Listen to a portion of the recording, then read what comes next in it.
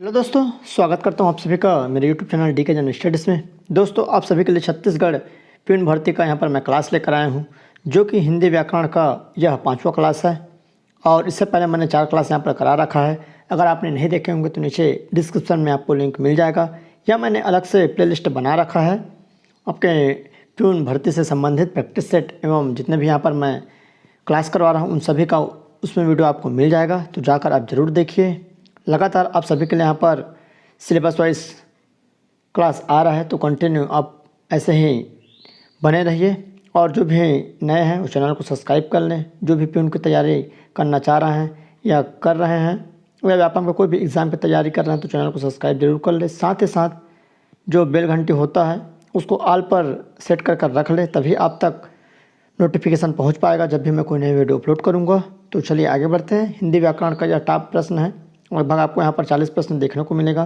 काफ़ी महत्वपूर्ण है, आपके एग्ज़ाम में आने के यहाँ पर 100% इसकी संभावना रहेगी। तो चलिए आगे बढ़ते हैं। पहला जो क्वेश्चन है, पश्चिम और उत्तर दिशाओं के मध्य जो कोण होता है, जिसको मध्यस्थ कोण बनता है, उसको क्या कहते हैं? तो नैऋत्य है, ईशान है, आग्नेय है या वायव्य? तो इसका सही आंसर यहाँ पर डी हो जाएगा, वायव्य कहा जाता है। अगला प्रश्न है दूसरा नंबर, पूरा आपको एमसीक्यू के माध्यम से यहाँ पर तैयारी करवाई जाएगी और तैयारी यहाँ पर चल ही रहा है। डेली 1 से 2 वीडियो यहाँ पर मैं अपलोड करता हूँ, तो आप तक अगर नोटिफिकेशन नहीं पहुँच पाती तो भी आप चैनल को विज़िट ज़रूर करिए। डेली आप चैनल में जाकर देखें, कोई ना कोई वीडियो यहाँ पर आते रहता है, ताकि आप कोई भी वीडियो को मिस ना कर सकें। दूसरा प्रश्न है, जो क्षमा करने योग्य नहीं वाक्यांश के लिए एक शब्द क्या होगा? तो अदम्य है, अक्षम्य है, निर्गुण है या सक्षम? तो उसका सही आंसर यहाँ पर बी हो जाएगा। जो क्षमा करने योग्य नहीं होता उसके लिए एक शब्द क्या होता है? अक्षम्य। तीसरा नंबर का क्वेश्चन है, जो जो बूढ़े श्याम रंग त्यों त्यों उज्ज्वल हो, इस पंक्ति में कौन सा अलंकार है? तो यहाँ पर विरोधाभास है, यमक है, उत्प्रेक्षा है या उपमा? तो इसका सही आंसर ये हो जाएगा, विरोधाभास अलंकार यहाँ पर है। जो जो बूढ़े राम, जो बूढ़े श्याम रंग त्यों त्यों उज्ज्वल हो, तो यहाँ पर क्या है? विरोधाभास। दोस्तों, प्यून भर्ती आपको 25 सितंबर को निर्धारित है और इसमें हिंदी के लगभग 15 से 20 प्रश्न 100% आएंगे। तो इस हिसाब से आप तैयारी करिए। पूरा व्याकरण का क्वेश्चन रहेगा और व्याकरण में सभी प्रकार के क्वेश्चन पूछे जाएंगे। जिसको प्यून बनना है वह तैयारी अच्छे से करिए। अगला प्रश्न है चौथा नंबर, मधुर शब्द का विलोम क्या होगा? तो अम्ल है, तीक्ष्ण है, क्षारित है या कटु? तो मधुर का जो विलोम हो जाएगा क्या हो जाएगा? यहाँ पर कटु हो जाएगा। अगला क्वेश्चन है 5वां नंबर, निर्वेद किस रस का स्थायी भाव है? तो यहाँ पर रस है, तो स्थायी भाव बताना है, तो श्रृंगार है, करुण है, शांत या भयानक? तो उसका सही आंसर सी हो जाएगा। निर्वेद जो होता है शांत रस का क्या होता है? स्थायी भाव होता है। तो ये भी क्वेश्चन काफ़ी इंपॉर्टेंट है। आपकी जितने भी रस हैं उनका सभी का स्थायी भाव आपको पता होना चाहिए। 6वां नंबर क्वेश्चन है, निम्नलिखित में कौन सा वर का अनेकार्थी शब्द नहीं है? मतलब जो वर है उसका इनमें से कौन सा अर्थ नहीं होता है? तो श्रेष्ठ है, वरदान है, पति है, सुवर्ण। तो 6 का करेक्ट आंसर यहाँ पर डी हो जाएगा। सुवर्ण नहीं कहा जाता है, बाकी यह वर का क्या है? यहाँ पर अनेकार्थी शब्द है। 7वां नंबर क्वेश्चन है, निम्नलिखित में कौन चंद्रमा का पर्यायवाची है? तो यहाँ पर चंद्रमा का पर्यायवाची आपको बतानी है। तो रत्नाकर है, विभाकर है, ज्योत्सना या रजनीचर? तो इसका सही आंसर यहाँ पर बी हो जाएगा। चंद्रमा को विभाकर भी कहा जाता है। अगला क्वेश्चन है 8वां नंबर, ऐसा कवि जो विषय अनुसार तत्काल रचना कर दे, इसके लिए उपयुक्त शब्द क्या होगा? आपको ऐसा इसमें से कवि बताना है जो तत्काल विषय के अनुसार रचना कर दे, उसके लिए क्या होगा? तो महाकवि, आशुलिपि, कविश या कविराज? तो इसका करेक्ट आंसर यहाँ पर बी हो जाएगा, उसको आशुलिपि कहा जाता है। नेक्स्ट क्वेश्चन है 9वां नंबर, जिसमें बुढ़ापा न आए के लिए एक शब्द क्या होगा? ऐसा व्यक्ति जिसको बुढ़ापा ही नहीं आता हो उसके लिए क्या शब्द यहाँ पर उपयुक्त होगा? तो युवा है, युवक है, अजर है, अमर? तो इसमें से 2 शब्द है, अजर या अमर इसका सही आंसर होगा। तो आप गेस भी कर सकते हो। तो इसको करेक्ट आंसर क्या हो जाएगा? अमर मतलब जो कभी मरता ही नहीं हो, और इसका सही आंसर हो जाएगा सी हो जाएगा, अजर, जिसको दोनों को जोड़कर बोला जाता है अजर अमर। तो अजर मतलब जिसको बुढ़ापा ही ना है और अमर मतलब जो कभी मरता ना हो। 10वां नंबर क्वेश्चन है, छात्र पढ़ते हैं और अध्यापक उन्हें देखते हैं, या कौन सा वाक्य है? तो साधारण वाक्य, संयुक्त, मिश्रित या इच्छावाचक? तो 10 का करेक्ट आंसर यहाँ पर बी हो जाएगा। यह क्या है? संयुक्त वाक्य है, क्योंकि यहाँ पर और आ गया है, तो जहाँ जहाँ और लगता है वहाँ पर संयुक्त वाक्य आ जाता है। तो छात्र पढ़ते हैं और अध्यापक उन्हें देखते हैं, यह संयुक्त वाक्य होगा। 11वां नंबर क्वेश्चन है, शुद्ध शब्द का चयन कीजिए। तो यहाँ पर शुद्ध शब्द का चयन करना है। सभी हमको शुद्ध लग रहा है, तो इनमें से एक जो है एकदम शुद्ध है, तो इसका करेक्ट आंसर डी हो जाएगा। सन्यासी इस तरह से लिखा जाता है, तो इसको आप याद रखिएगा, तभी आपसे बनेगा। सन्यासी में अम की मात्रा है, उसके बाद छोटा न का मात्रा है, तो सन्यासी इस तरह से लिखा जाता है। 12वां नंबर क्वेश्चन है, भिन्न भिन्न स्वरों के मेल से जो स्वप्न होता है या जो मिलन होता है उसे क्या कहते हैं? तो भिन्न भिन्न जो स्वरों के मेल से जो शब्द बनते हैं, तो संयुक्त स्वर, दीर्घ स्वर, संधि स्वर या मूल स्वर। तो 12 का करेक्ट आंसर यहाँ पर संयुक्त स्वर हो जाएगा।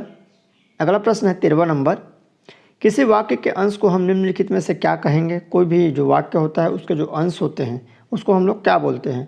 तो यहाँ पर पदबंध है, पदतल है, पदरूप या पदत्राण। तो उसका करेक्ट आंसर नाम से समझ में आ जा रहा है कि इसको क्या बोलते हैं, पदबंध। जितने भी मैं प्रश्न बता रहा हूँ सभी प्यून के लिए काफ़ी महत्वपूर्ण है, और आपके व्यापम के कोई भी अन्य एग्ज़ाम जिसमें हिंदी पूछा जाता है उसमें भी यह काफ़ी कारगर साबित होगा। तो आप जिसकी भी तैयारी कर रहे हैं ऐसा न समझिए कि यह प्यून का है तो केवल प्यून में आएगा, या कोई भी एग्ज़ाम में आ सकता है। सभी सिलेक्टेड प्रश्न हैं, सभी कोई ना कोई एग्ज़ाम में आया हुआ है। अगला प्रश्न है 14 नंबर, अनुकरणी में लगा प्रत्यय। तो इसमें प्रत्यय बताना है, प्रत्यय जो पीछे जुड़ता है, नया शब्द बनता है उसे प्रत्यय कहते हैं। तो अनु है, करणी है, छोटा ई है या बड़ा ई? तो यहाँ पर बड़ा ई है, तो इसका करेक्ट आंसर क्या हो जाएगा, डी हो जाएगा, ई। अगला क्वेश्चन है 15वां नंबर, गौरव गाथा इस दोनों शब्दों के बीच में लगा चिन्ह क्या कहलाता है? तो ये गौरव गाथा इन दोनों के जो बीच में एक शब्द है इस तरह से जो मार्जिन खींचा है उसको क्या बोलते हैं? तो लाघव चिन्ह, हस्पत चिन्ह, युजक चिन्ह या अवतरण। तो उसको युजक चिन्ह कहा जाता है, तो उसका करेक्ट आंसर यहाँ पर सी हो जाएगा। अगला प्रश्न है 16वां नंबर, रहीमन पानी राखिए बिन पानी सब सुन, पानी गए न उभरे मोती मानुष चुन। इस शब्द में शब्द शक्ति की पहचान करनी है, तो कौन सा यहाँ पर शब्द शक्ति है? तो आइए देखते हैं इसका करेक्ट आंसर क्या हो जाएगा 16वें का। तो उसका करेक्ट आंसर यहाँ पर डी हो जाएगा, व्यंजना शब्द शक्ति है। रहीमन पानी राखिए बिन पानी सब सुन, पानी गए न उभरे मोती मानुष चुन। तो उसका करेक्ट आंसर क्या हो जाएगा यहाँ पर डी हो जाएगा, 16 का व्यंजना शब्द शक्ति। नेक्स्ट क्वेश्चन है, पाकिट मार शब्द में कौन सा समास है? ये भी इम्पोर्टेंट है। तो पाकिट मार को पूछा जाता है तो इसमें समास बतानी है, तो अव्ययी भाव समास है, तत्पुरुष, कर्मधारा या द्वंद्व। तो उसका सही आंसर यहाँ पर बी हो जाएगा, तत्पुरुष समास है जो पाकिट मार होता है उसमें। हाँ, 17 का करेक्ट आंसर क्या हो जाएगा यहाँ पर, पाकिट मार तत्पुरुष समास। अगला प्रश्न है 18वां नंबर, संज्ञा के वह रूप जिसे क्रिया के आधार का बोध होता है उसे क्या कहते हैं? संज्ञा बतानी है, संज्ञा के वह रूप को बतानी है जहाँ पर क्रिया के आधार पर बोध होता है। तो करण कारक, संबंध कारक, संप्रदान या अधिकरण। तो उसका करेक्ट आंसर यहाँ पर डी हो जाएगा, अधिकरण कारक होता है। अगला प्रश्न है 19वां नंबर, बलाघात का प्रयोग होता है तो श्रवण कौशल में, बोलने की कौशल में, पठन कौशल में या लेखन कौशल में। तो इसका करेक्ट आंसर यहाँ पर बी हो जाएगा, बोलने की कौशल में बलाघात होता है। अगला क्वेश्चन है 20वां नंबर, स्वर्ण शब्द है तो तत्सम है, तद्भव, देशज, विदेशज। तो स्वर्ण शब्द क्या है? तो उसका करेक्ट आंसर तत्सम है। तत्सम मतलब संस्कृत के शब्द, और यह जो स्वर्ण है संस्कृत के शब्द है, जिसको संस्कृत में जो कहते हैं लिखा जाता है हिंदी में उसे तत्सम कहा जाता है। और तद्भव जो संस्कृत से आकर हिंदी में कन्वर्ट हो उसे क्या कहा जाता है? तद्भव शब्द कहा जाता है। 21वां नंबर कौन क्वेश्चन है, कौन सा शब्द हरिण का स्त्रीलिंग होगा? यह हरिण शब्द है, इसका स्त्रीलिंग बताना है। तो यहाँ पर हरिणी हो गया, हिरणी या हिरणी या हिरनी। तो 21 का करेक्ट आंसर यहाँ पर ये हो जाएगा, हरिणी। अगला क्वेश्चन है 22वां नंबर, पशुता शब्द का उदाहरण है। पशुता किस शब्द का उदाहरण है? पशुता से हमको क्या यहाँ पर संबोधित होता है? तो व्यक्तिवाचक संज्ञा है कि द्रव्यवाचक, भाववाचक या जातिवाचक? तो पशुता शब्द भाववाचक है। जैसे हम पशुता शब्द बोलते हैं तो हमको एक भाव आती है कि पशु मतलब जानवर, इस तरह से। तो यह क्या है? भाववाचक संज्ञा है। 23वां नंबर क्वेश्चन है, जनतंत्र शब्द निम्नलिखित में से किस समास के अंतर्गत आते हैं? जो जनतंत्र शब्द है वह किस समास के अंतर्गत आते हैं? तो संप्रदान तत्पुरुष समास, कर्म तत्पुरुष समास, संबंध तत्पुरुष या करण तत्पुरुष समास।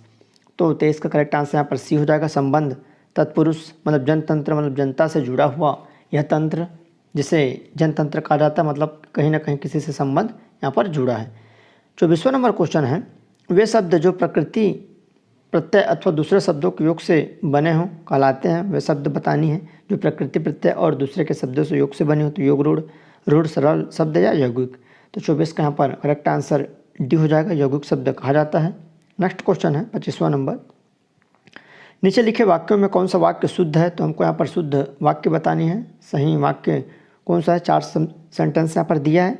तो इन 10 वर्षों में देश ने काफ़ी प्रगति की, इन 10 वर्षों में देश ने काफ़ी प्रगति की। तो इसमें इन दोनों सेम वर्षों है और यह वर्ष है। इधर 10 वर्ष में देश ने काफ़ी प्रगति की, इधर 10 वर्षों में देश ने काफ़ी प्रगति करना है। तो ये गलत लग रहा है, ये भी गलत लग रहा है, ये भी गलत लग रहा है। तो 25 का करेक्ट आंसर यहाँ पर ए हो जाएगा, इन 10 वर्षों में देश ने काफ़ी प्रगति की है।